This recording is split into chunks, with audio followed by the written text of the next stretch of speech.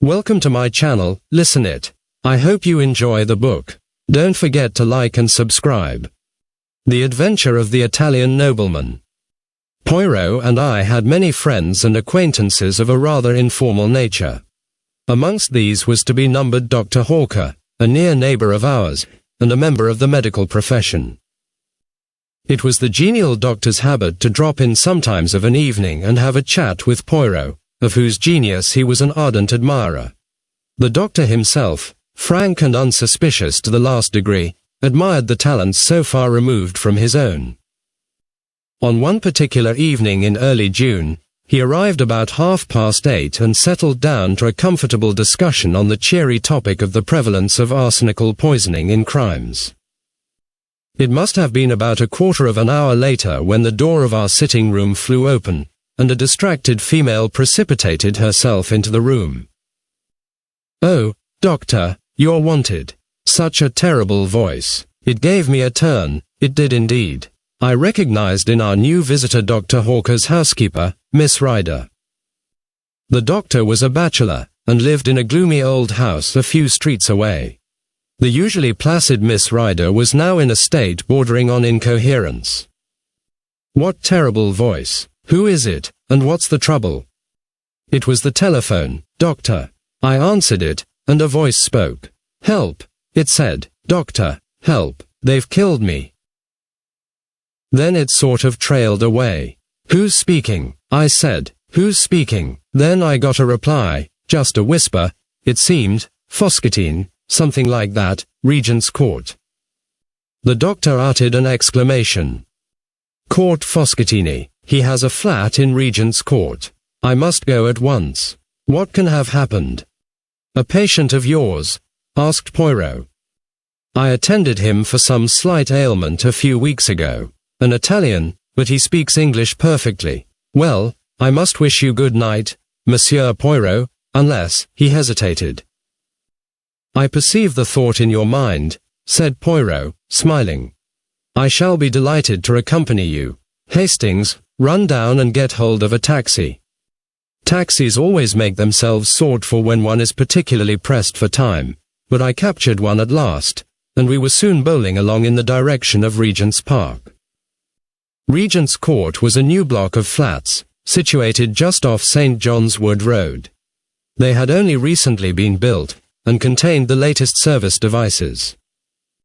There was no one in the hall. The doctor pressed the lift bell impatiently, and when the lift arrived questioned the uniformed attendant sharply. "Flat 11, Count Foschettini. There's been an accident there, I understand." The man stared at him. "First I've heard of it. Mr. Graves, that's Count Foschettini's man, went out about half an hour ago, and he said nothing." "Is the Count alone in the flat?" "No, sir, he's got two gentlemen dining with him." "What are they like?" I asked eagerly. We were in the lift now, ascending rapidly to the second floor, on which flat 11 was situated. "I didn't see them myself, sir, but I understand that they were foreign gentlemen." He pulled back the iron door, and we stepped out on the landing. Number 11 was opposite to us. The doctor rang the bell. There was no reply, and we could hear no sound from within. The doctor rang again and again. We could hear the bell trilling within, but no sign of life rewarded us. "This is getting serious," muttered the doctor. He turned to the lift attendant. "Is there any pass key to this door?" "There is one in the porter's office downstairs." "Get it, then, and, look here, I think you'd better send for the police." Poirot approved with a nod of the head. The man returned shortly. With him came the manager. "Will you tell me, gentlemen, what is the meaning of all this?" "Certainly. I received a telephone message from Count Foschettini stating that he had been attacked and was dying. You can understand that we must lose no time, if we are not already too late." The manager produced the key without more ado, and we all entered the flat. We passed first into a small square lounge hall. A door on the right of it was half open. The manager indicated it with a nod. "The dining room." Dr. Hawker led the way. We followed close on his heels. As we entered the room I gave a gasp. The round table in the center bore the remains of a meal. 3 chairs were pushed back, as though their occupants had just risen. In the corner, to the right of the fireplace, was a big writing table, and sitting at it was a man, or what had been a man.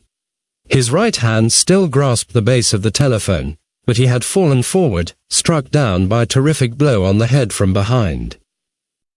The weapon was not far to seek. A marble statuette stood where it had been hurriedly put down, the base of it stained with blood.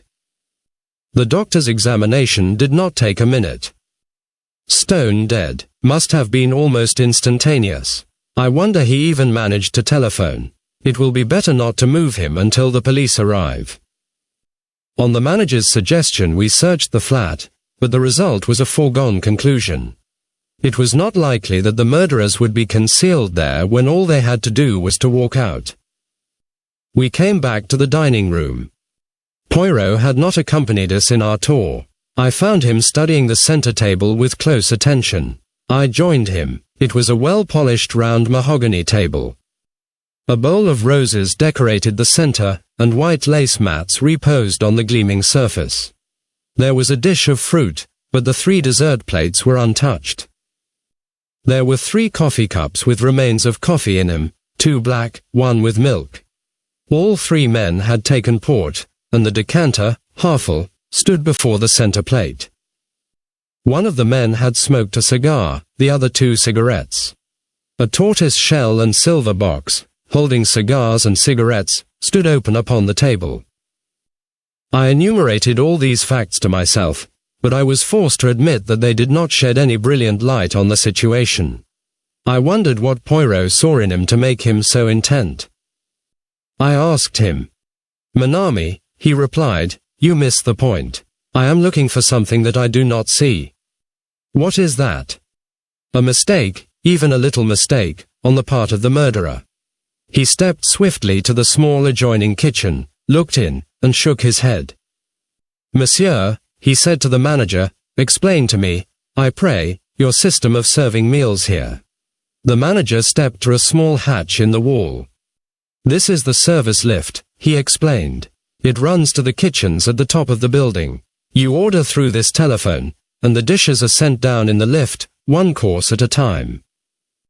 The dirty plates and dishes are sent up in the same manner. No domestic worries, you understand, and at the same time you avoid the wearying publicity of always dining in a restaurant." Poirot nodded. "Then the plates and dishes that were used tonight are on high in the kitchen.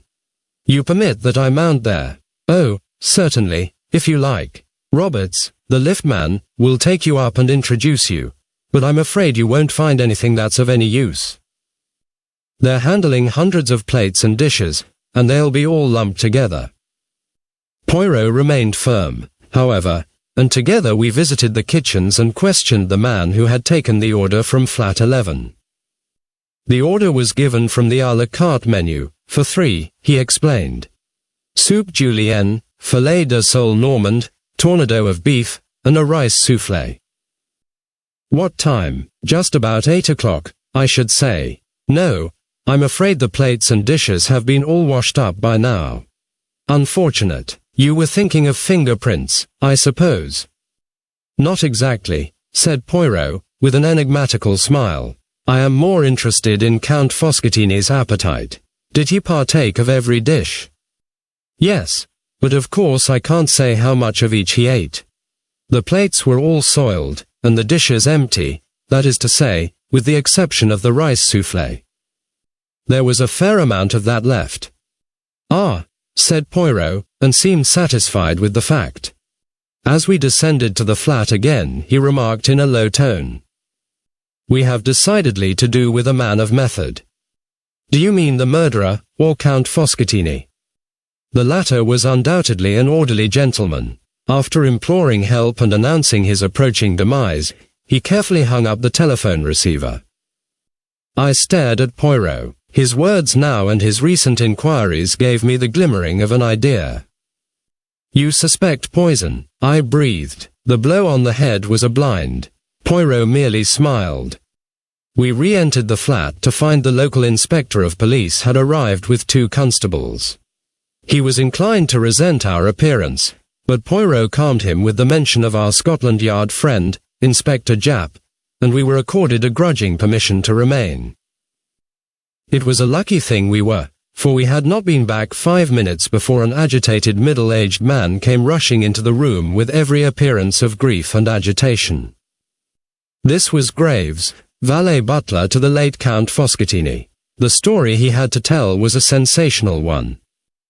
On the previous morning, 2 gentlemen had called to see his master. They were Italians, and the elder of the 2, a man of about 40, gave his name as Signor Ascanio. The younger was a well-dressed lad of about 24. Count Foscatini was evidently prepared for their visit and immediately sent Graves out upon some trivial errand. Here the man paused and hesitated in his story. In the end, however, he admitted that, curious as to the purport of the interview, he had not obeyed immediately, but had lingered about endeavoring to hear something of what was going on. The conversation was carried on in so low a tone that he was not as successful as he had hoped, but he gathered enough to make it clear that some kind of monetary proposition was being discussed, and that the basis of it was a threat. The discussion was anything but amicable. In the end, Count Foscatini raised his voice slightly, and the listener heard these words clearly. "I have no time to argue further now, gentlemen. If you will dine with me tomorrow night at 8 o'clock, we will resume the discussion." Afraid of being discovered listening, Graves had then hurried out to do his master's errand. This evening the 2 men had arrived punctually at 8. During dinner they had talked of indifferent matters, politics, the weather, and the theatrical world. When Graves had placed the port upon the table and brought in the coffee, his master told him that he might have the evening off. "Was that a usual proceeding of his when he had guests?" asked the inspector. "No, sir, it wasn't. That's what made me think it must be some business of a very unusual kind that he was going to discuss with these gentlemen." That finished Graves's story. He had gone out about 8:30, and, meeting a friend, had accompanied him to the Metropolitan Music Hall in Edgware Road. Nobody had seen the 2 men leave, but the time of the murder was fixed clearly enough at 8:47. A small clock on the writing table had been swept off by Foscatini's arm, and had stopped at that hour, which agreed with Miss Ryder's telephone summons. The police surgeon had made his examination of the body, and it was now lying on the couch. I saw the face for the first time, the olive complexion, the long nose, the luxuriant black moustache, and the full red lips drawn back from the dazzlingly white teeth. Not altogether a pleasant face. "Well," said the inspector, refastening his notebook, "the case seems clear enough. The only difficulty will be to lay our hands on this Signor Ascanio. I suppose his address is not in the dead man's pocketbook by any chance?" As Poirot had said, the late Foscatini was an orderly man. Neatly written in small, precise handwriting was the inscription, "Signor Paolo Ascanio, Grosvenor Hotel." The inspector busied himself with the telephone, then turned to us with a grin. Just in time. Our fine gentleman was off to catch the boat train to the continent. "Well, gentlemen, that's about all we can do here. It's a bad business, but straightforward enough. One of these Italian vendetta things, as likely as not." Thus airily dismissed, we found our way downstairs. Dr. Hawker was full of excitement. Like the beginning of a novel, real exciting stuff. Wouldn't believe it if you read about it. Poirot did not speak. He was very thoughtful. All the evening he had hardly opened his lips. "What says the master detective, asked Hawker, clapping him on the back. "Nothing to work your grey cells over this time." "You think not? What could there be?" "Well, for example, there is the window." "The window, but it was fastened. Nobody could have got out or in that way. I noticed it specially." "And why were you able to notice it?" The doctor looked puzzled. Poirot hastened to explain. "It is to the curtains I refer. They were not drawn. A little odd, that." And then there was the coffee. It was very black coffee. Well, what of it? Very black, repeated Poirot. In conjunction with that, let us remember that very little of the rice soufflé was eaten, and we get, what? Moonshine, laughed the doctor. You're pulling my leg. Never do I pull the leg. Hastings here knows that I am perfectly serious. I don't know what you are getting at. All the same, I confessed. You don't suspect the manservant, do you? He might have been in with the gang, and put some dope in the coffee. I suppose they'll test his alibi. Without doubt, my friend, but it is the alibi of Signor Ascanio that interests me. You think he has an alibi? That is just what worries me. I have no doubt that we shall soon be enlightened on that point. The Daily Newsmonger enabled us to become conversant with succeeding events. Signor Ascanio was arrested and charged with the murder of Count Foschettini. When arrested, he denied knowing the Count, and declared he had never been near Regent's Court either on the evening of the crime or on the previous morning. The younger man had disappeared entirely. Signor Ascanio had arrived alone at the Grosvenor Hotel from the Continent 2 days before the murder. All efforts to trace the second man failed. Ascanio, however, was not sent for trial. No less a personage than the Italian ambassador himself came forward and testified at the police court proceedings that Ascanio had been with him at the embassy from 8 till 9 that evening. The prisoner was discharged. Naturally, a lot of people thought that the crime was a political one, and was being deliberately hushed up. Poirot had taken a keen interest in all these points. Nevertheless, I was somewhat surprised when he suddenly informed me one morning that he was expecting a visitor at 11 o'clock, and that visitor was none other than Ascanio himself. He wishes to consult you. Do tout, Hastings. I wish to consult him. What about? The Regent's Court murder. You are going to prove that he did it. A man cannot be tried twice for murder, Hastings. Endeavor to have the common sense. Ah, that is our friend's ring.